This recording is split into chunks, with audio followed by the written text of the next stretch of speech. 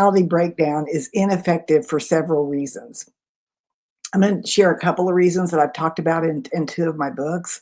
One is that we confuse the words responsibility and accountability, and that creates a lot of confusion in how we think of accountability. I'm going to share some other research here in a minute, but I like to think of it as accountability is of the heart. It's about ownership. Or responsibility is of the heart, it's about ownership, and accountability is of the head, and it's about measurement. When we confuse the two, the chain is breaking at clarity already. I'm going to show this really quickly. I've got this in my performance coaching model, a lesson on this about accountability. So if responsibility is of the heart, it's ownership within, it's self-directed. What I found is that responsible employees, responsible leaders, responsible executives, they want the feedback. They want the accountability and measurement because they're excited about their growth. Accountability, though, on the other hand, is of the head. It requires a witness. What this means is someone else is agreeing that you're meeting your goals. It's some sort of witness, a coach, a board of directors, another person. If you ever join anything where there's weight loss, for example, you can do it on your own, and that's called responsibility. But if you go and weigh in and there's someone helping to chart and coach you, that's your witness, that's accountability. So we often have accountability partners because we want the witness. It's someone that measures with you. So I'm going to share a few pieces of research that I thought were really interesting. This was from Culture Partners. They had 40,000 participants. I think that's a great sample.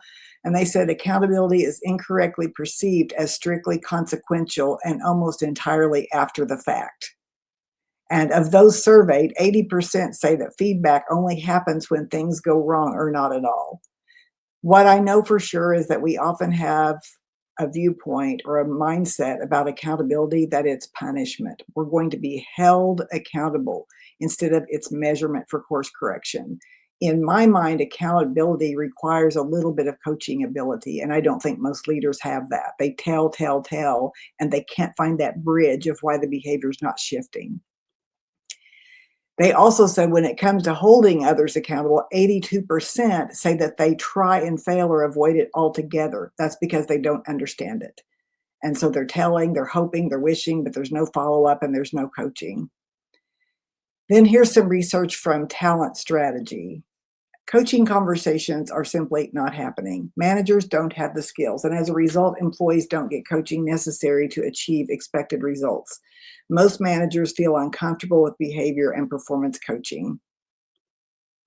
That is because so many leaders, and this was where my book, here it is, From Conflict to Courage, it was based on this. This was 2022, so it's been a while.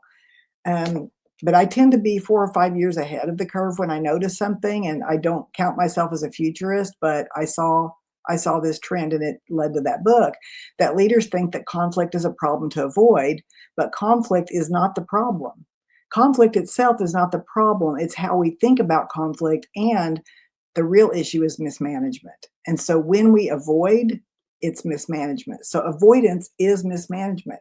When conflict is avoided, the chain breaks at conversation.